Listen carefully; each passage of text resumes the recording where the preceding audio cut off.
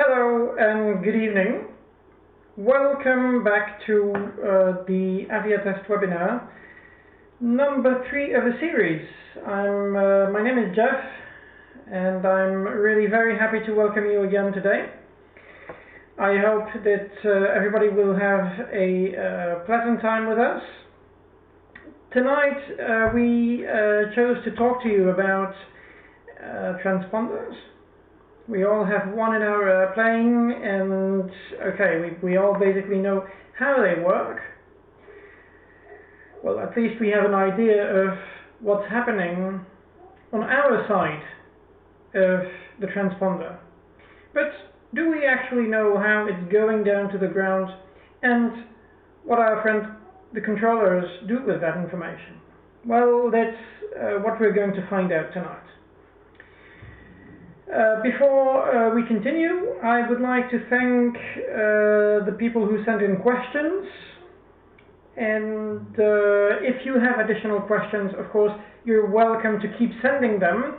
I will not be able to see them live, but if you do have questions, don't hesitate to post them. You can also post them in the chat.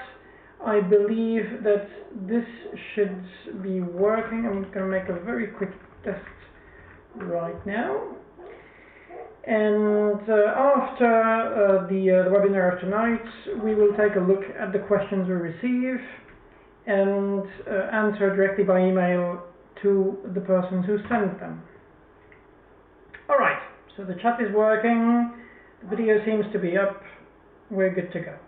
Alright, so welcome again, and thank you for being here tonight. We see that our figures are rising every week, and that's very comforting. We really appreciate your enthusiasm.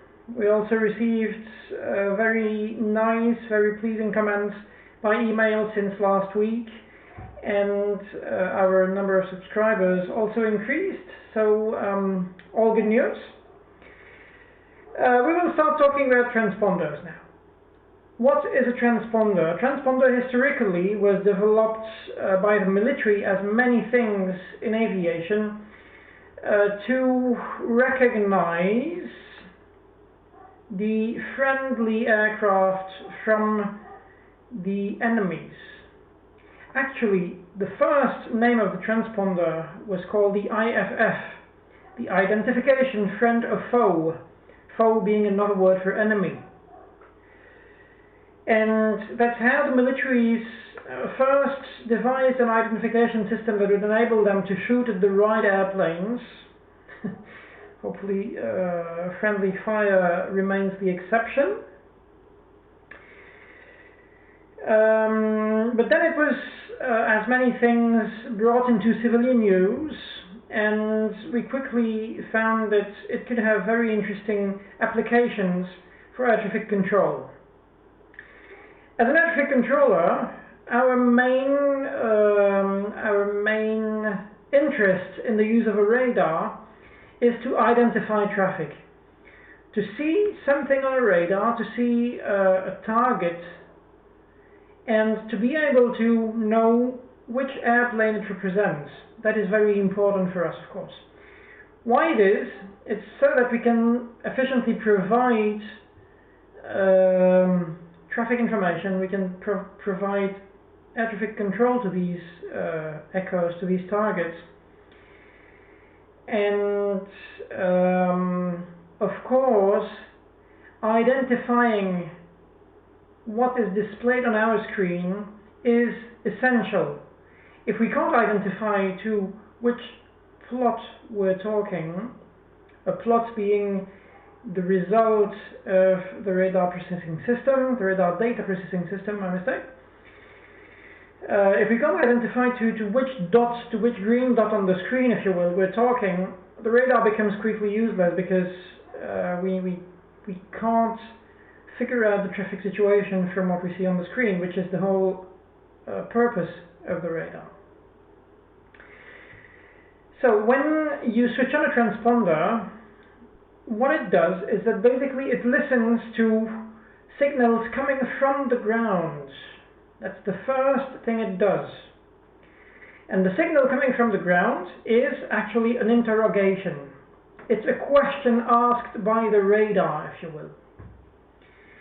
When it receives that question from the radar, the transponder will send a reply to the antenna, to the ground antenna. Here? Okay, so I hope the interruption was very brief.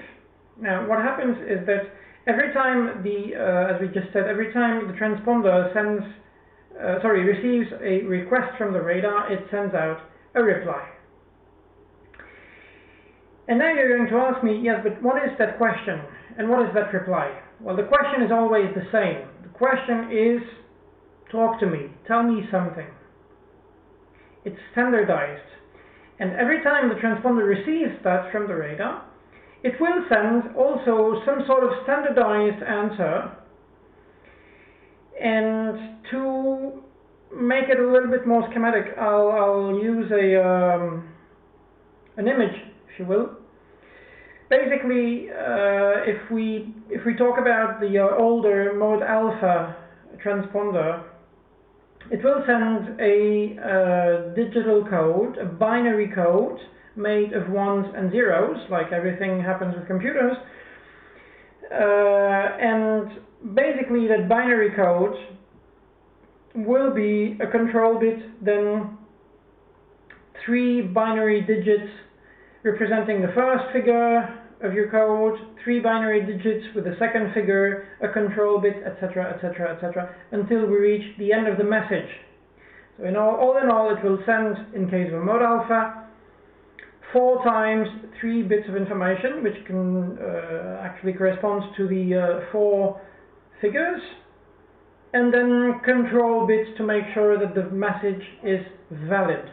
Right? And all these validity checks, there will also be one that's activated by the pilot, and we'll talk about it a little later, and that's called the Special Position Identifier. That's a very, very beautiful name. ICAO came up with yet another abbreviation. I believe that if anybody from Eurocontrol or EASA or ICAO or FAA is listening to me, I believe that if we keep producing acronyms and abbreviations at the current rate, there will be none left for our grandchildren. So please, people, try and be reasonable in your use of new abbreviations. Alright, just let that sink in for a second. Let's get back to transponders. Why we use transponders as air traffic controllers is because, as I said, we want to identify airplanes on the radar. But how do we do that exactly? Okay, so when the signal from a transponder, which I just described, comes back to us, it's fed into a computer nowadays, which is called a Radar Data Processing System, or RDPS.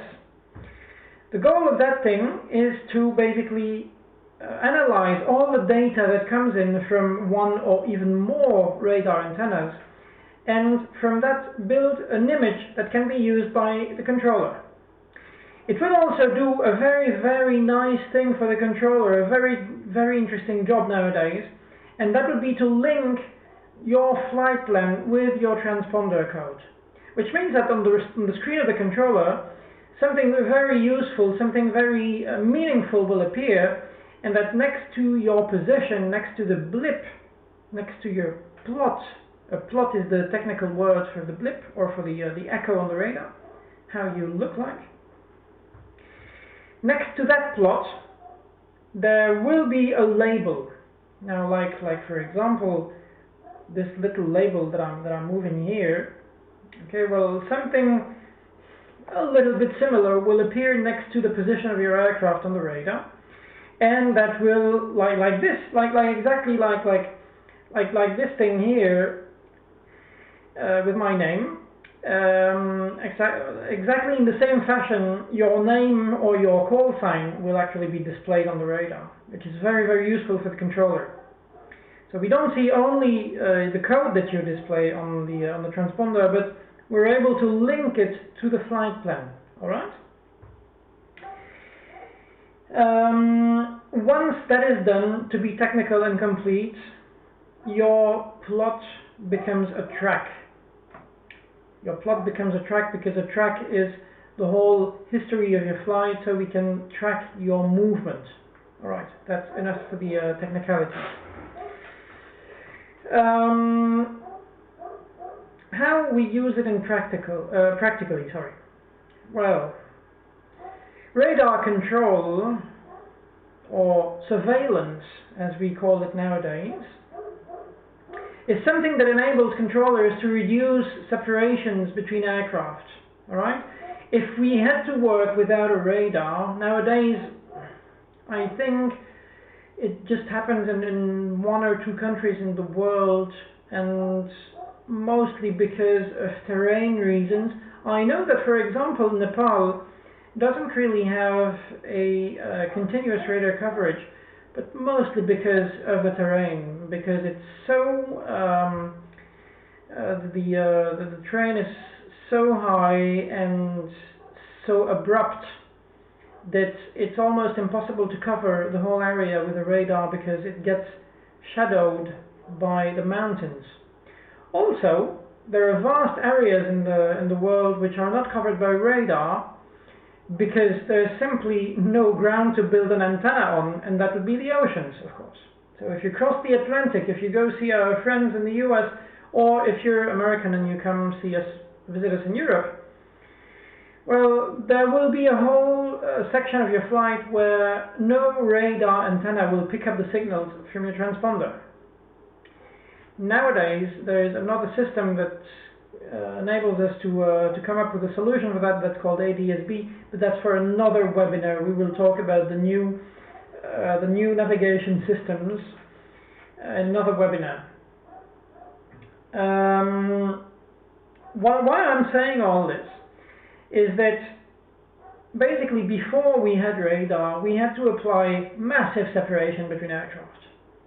2 aircraft which were following each other in an airway had to be separated by 10 minutes or something. That is okay. Let's say there are conditions, and if and this and this and this, then we could use different sort of separations. But okay, let's stick with that figure. Let's say that between 2 successive aircraft at the same altitude, we had to maintain 10 minutes of separation.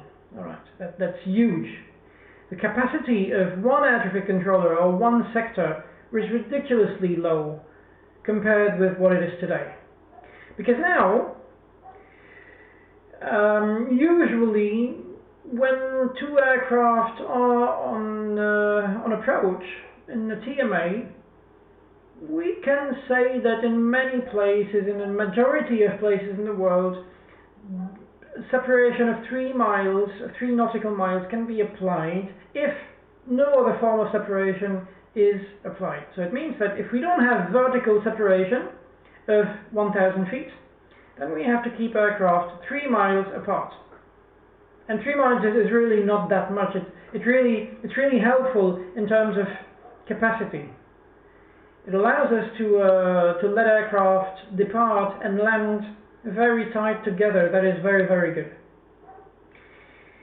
In some cases, we can even reduce that separation further. I heard that our colleagues, our controllers in Heathrow, in London Heathrow, can go down to 2.5 miles in some conditions, and then even less in certain cases. But yeah, let's not get into that.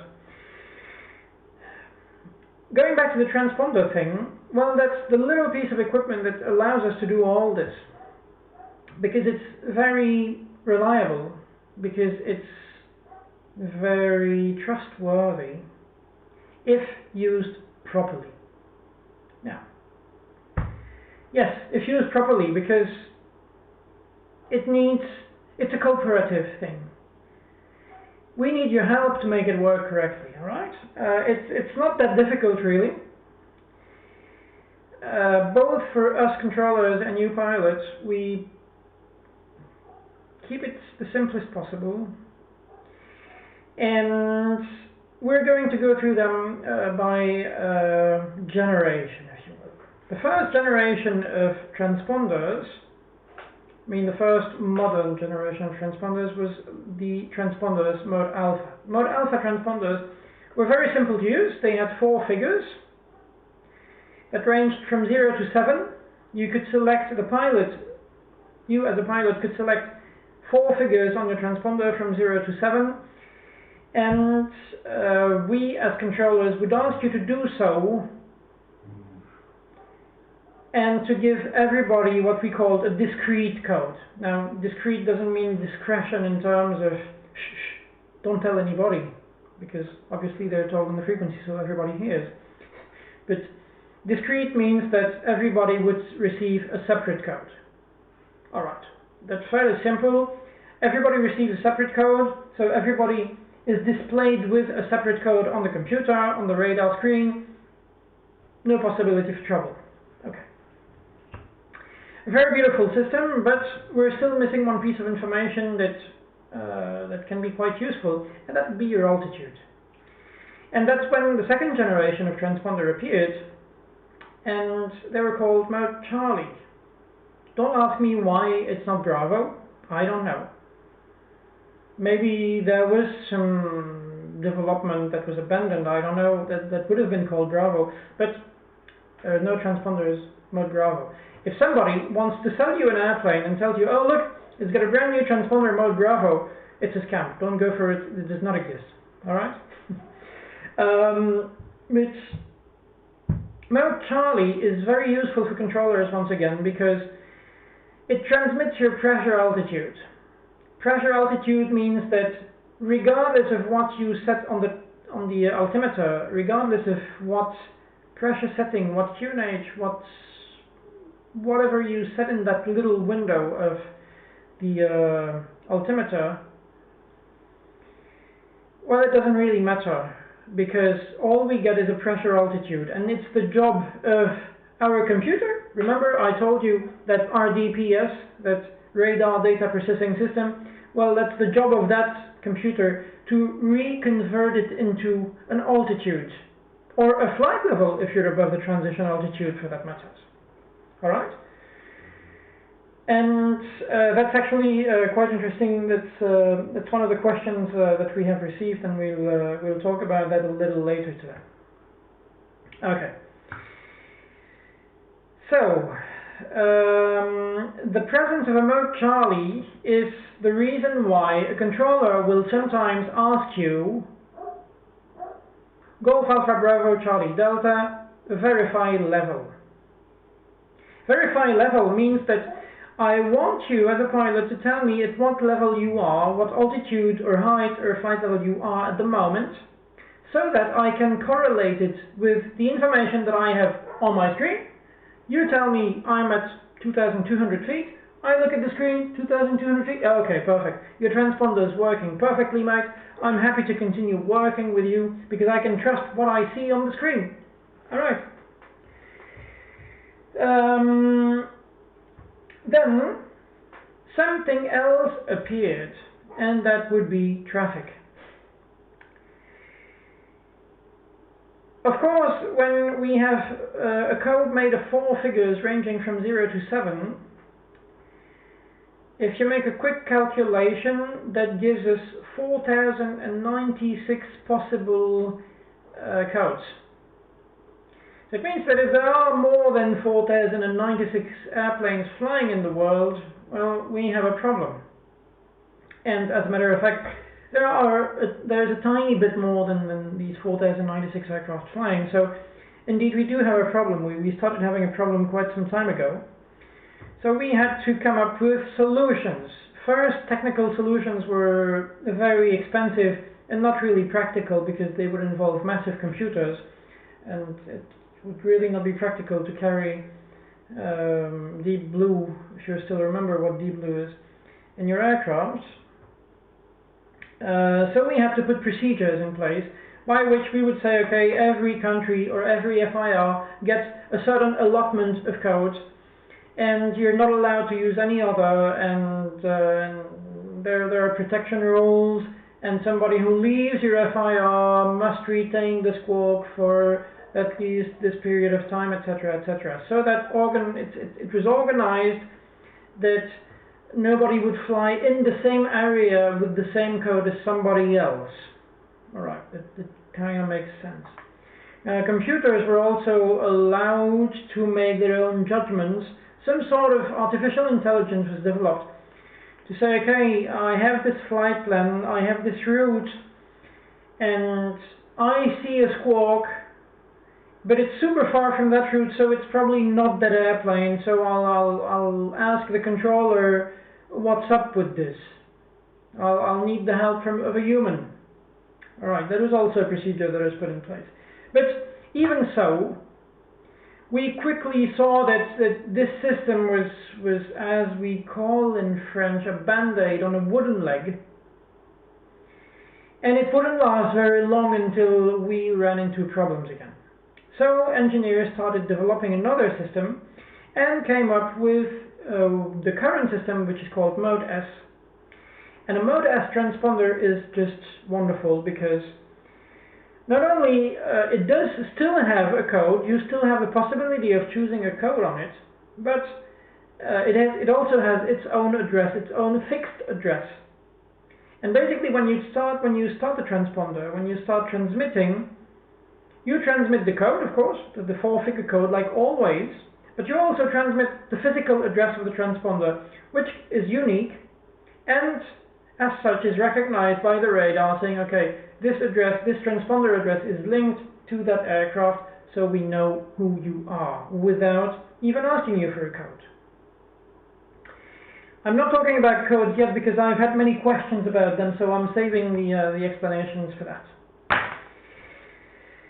The last thing I need to explain to you about the technical operation of a transponder is that SPI that I talked to you about a little earlier. I told you there's this extra bit in the message that's called Special Position Identifier, SPI. Alright, what the hell is that? Well, it's very easy. In your aircraft, on your transponder, you have a button and it's not labeled SPI or not labeled Special Position Identifier, it's labeled ident. And when a controller asks you to squawk ident, well, it doesn't take long to figure out what you have to do, and that is to push on the button that says ident, alright?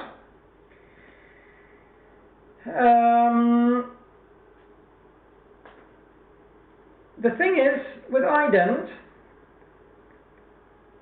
it's triggering a special signal that is displayed on the screen of the controller, and it for some systems it will just blink, or we will have a little flower drawn around your position symbol or your plot. So when we ask you to squawk ident, basically we see the result, you push the button, we see it, and then we say, okay, well, this is the gentleman to whom, or the lady to whom I asked to push the button, so that's obviously him or her. Alright. That's the ident system. It's very easy for us controllers to identify you that way as well. Alright. Okay. Now, last thing for transponders for the theory is that you do know that we have 3 emergency codes, and that's 7500 for unlawful interference or hijacking. There's 7600 for, what did you say? Radio communication failure. And 7700 for distress. Now, of course, as we said in one of the previous installments, if you are in distress, you don't really have to squawk 7700 if you already talk with somebody, that somebody will know that you're in distress because you've told him already. But let me tell you a very short story about the 2 others, 76 and 75. Quite a few, well, not so long ago, a few years back. As I was working in Belgium, we had a visit of a president of a big country, and when it's the case, when we have a VIP visit, we of course have restrictions in place. And what happened on that particular day is that a young student went out to fly, which is perfectly okay. People could go fly VFR because there was no lockdown as there is today. But mid-flight, a radio communication failure happened. Cessna 150 flying 85 knots, quite some distance from the airport, so quite some time to come back. And the students picked up the radio, tried to call, didn't work, alright. Good reaction, goes to the transponder and sets the emergency code for radio communication failure, except picks the wrong one and puts 7500. When the military controllers saw that somebody was being hijacked, somebody was subject to piracy in our little airspace, well, they became very unhappy with it. Also because the airplane was really very difficult to intercept, because it was flying too slow for fighters to go and take a look. But okay, in the end, the student came back to the airport and said, okay, I had a radio communication failure. Yeah, alright, you did. It's very nice that you thought of the transponder. Next time, if you could think of the transponder and at the same time use the correct code, it would just be brilliant. Wow. Okay. Alright. So, if you go fly and you have a problem, just be careful which code you're using. Alright. Let's now go to the viewers' questions. Alright. We have a lot of questions today. We have, oh my, 6 of them. Okay. So, the first question is coming to us from Slovakia. Greetings to Pavel, who's asking us, are there any widely used transponder codes for VFR flights in various EU countries, European Union countries, other than 7000, 75, 76 and 7700, the 3 ones that we just mentioned? Now, Pavel, thank you for asking the question. First, I will start with that 7000 that you asked. Now, I know you didn't ask about the 7000, but I'm still going to go over it. 7000 is what we call a VFR conspicuity code. It means that if you fly VFR outside controlled airspace, this is what you should display, because controllers didn't give you any transponder code, and you still want to show that you are flying, so you use 7000. Alright. In some countries, and that joins the question of Andrea, which was writing from Gallipoli, Italy, who was asking about the code 2000. The code 2000 is used in certain countries of the EU as a VFR controlled. So it means that if you're flying in controlled airspace and you're flying VFR, the controllers may ask you to fly to squawk 2000, and they will issue 2000 to more airplanes. It's perfectly okay to give the same code to more airplanes, because thanks to that mode Sierra that I talked about a few seconds ago, it's now possible to give the same code to more aircraft, and because of their physical address, they will still be recognized. Right? In the EU, that's pretty much all, but I know that our American friends watching us, hello from Europe, I hope you guys are doing okay in your part of the lockdown. The VFR conspicuity code that we use in Europe, 7000, is not the same as the one that you use in America, which is 1200, 1200. So for any European friends, Pavel, if you ever go fly in the United States, well, you will have to squawk 1200 instead of 7000. Alright. The next question comes from Maxime, who's writing from France. Hello, Maxime. He's asking what happens if we misunderstood the transponder code and if we have the same as another plane in the same airspace. Okay, the first thing is that the computer is going to spot you pretty quickly. Because if 2 aircraft are squawking the same thing, then the computer is going to tell the controller, watch out, there is a duplicate, there is a dupe. There are 2 people squawking the same code. Alright, that happens. The first safety barrier to that is of course the radio, because when the controller issues a transponder code, you have to read it back. If you understand it incorrectly, then the readback will be incorrect, and the controller will insist on it until you get it correctly. But if you make a correct readback and you set an incorrect code and you have the same as somebody else, well, the controller will be made aware. He will receive a notification on the computer screen saying, watch out, there are two airplanes squawking the same figures. You have to figure that out. You have to ask one of them to change. So that's how we solve that problem. And the second question you asked, Maxime, if the transponder shuts down in a Bravo airspace, in class Bravo airspace, do we have to leave the airspace? Well, no, not at all. If you're already in the airspace and you have already received a clearance to be in that airspace, it's perfectly okay to stay there.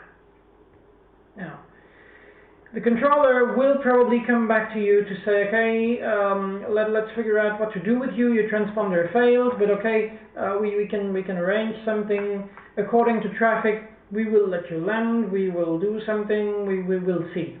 We'll do something with you. Don't worry. It's gonna be all right. So you don't have to leave without being told. That's my point.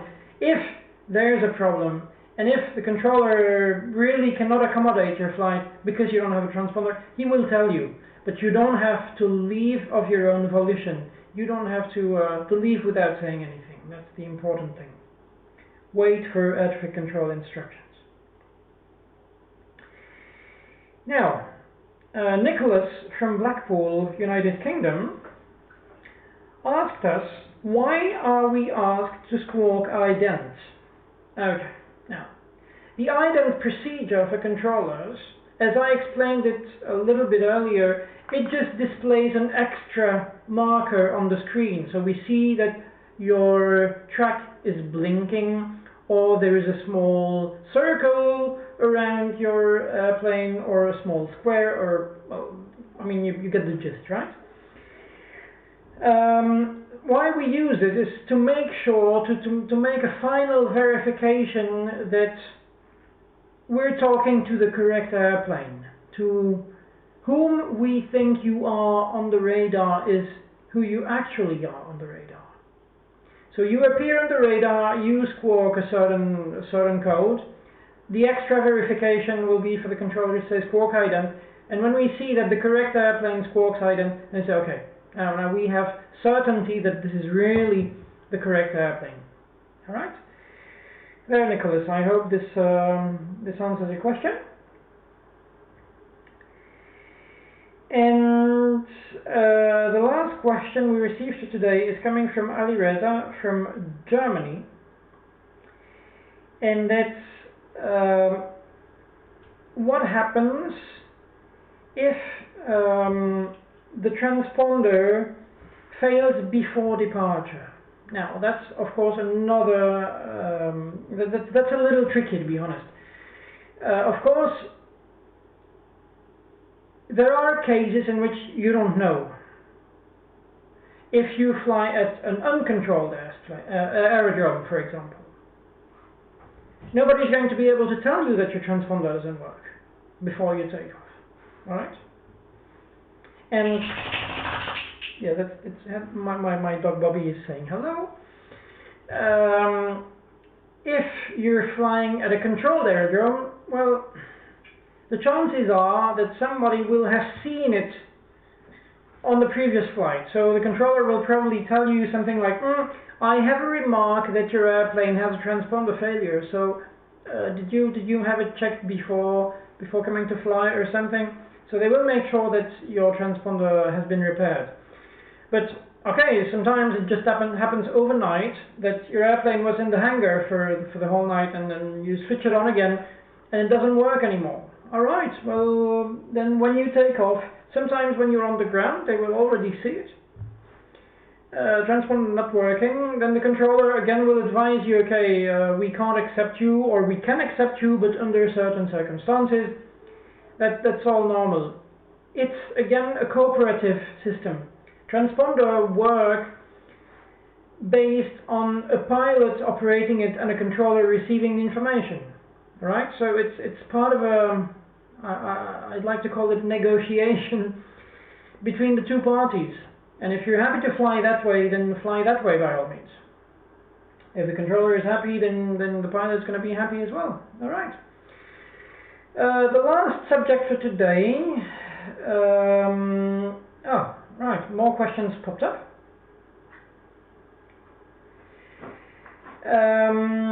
Anton. Hello Anton. Why do we still need to squawk if the ATC screen on anyway shows our call sign? Now, Anton, this is exactly the point, that the ATC screen doesn't show your call sign unless you have a transponder actually. What I was saying before was that we receive, the basic functioning of a transponder is that we receive a code from it, a 4-figure code or an address, a physical address, and the computer is linking that code or that address to a flight plan. And then we can say that it works. We can see your call sign only when that happens. So it means that we do require a transponder on board. Okay? Now I know that there are other systems nowadays, for example ADS, but ADS also is connected to the transponder, so without transponder, no ADS, no call sign. Alright? So just to make it clear, ATC sees your call sign on a screen because you have a transponder, because you're squawking. Alright? And if your question is why do we have to squawk ident, it's just an extra verification, as I just explained. One more question came from František. František, hello from Slovakia again. We're very popular in Slovakia apparently. What could happen if someone changes transponder from mode Charlie Sierra to Alpha in flight? I heard that any TCAS equipped airplane above him will receive a collision warning. Now, TCAS is a very interesting system. I love your question, by the way. This is very, very interesting. First part of your question, if you change from mode Charlie/Sierra to mode Alpha, basically we will keep the identification. We will still see your call sign because our computer will still remember who you are. That's why we have tracks. We have a tracker system. Only we will lose the altitude information. Alright, this is something that can happen. If we don't see your altitude, working with you becomes more critical. It becomes more complicated. It's not that comfortable anymore.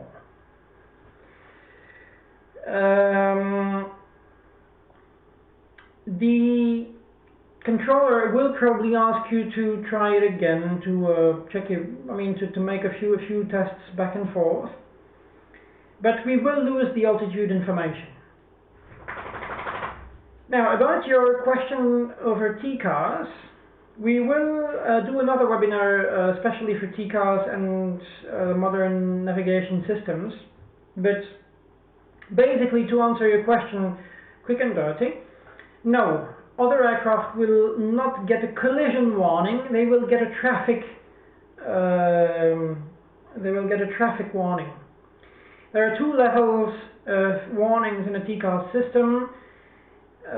One is called the traffic advisory, which only tells the pilot traffic, and it means that the pilot only has to look out because something is happening. There is traffic somewhere, but there is no danger, there is no risk of collision, there is no confirmed risk of collision with the traffic advisory. The other level is a resolution advisory, and that's when when the TCAS starts saying climb, climb, or descend, descend. It's when the TCAS is giving an order to the pilot to make an avoidance maneuver. Alright? And that resolution advisory can only be based on a complete transponder signal, which means it has to include altitude. Once again, if you don't have altitude, the other aircraft around you, regardless of their altitude, will receive a traffic warning. They will just be told, caution, you have traffic somewhere around, but the TCAS cannot confirm its position, or its altitude at least. If you don't have altitude, they will not receive a collision warning. Alright.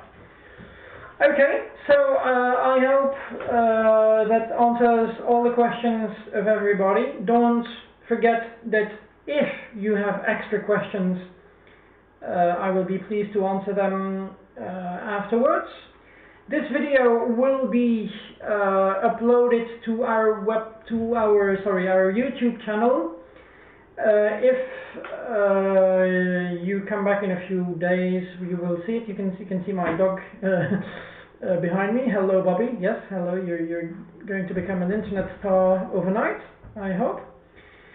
If you go somewhere here, you will see a button subscribe, so you can see more of Bobby and myself. Yeah, Bobby is very interested in what's happening outside. So you can just click on that subscribe to be kept up to date with what we do. And we will be back next week. We're very happy to offer these webinars regularly now. We hope you all take very good care of yourselves, keep good health, keep confined, stay at home, stay safe, stay healthy, and until next week, my friends, have a very, very nice evening, very nice week, and see you next time. Bye-bye.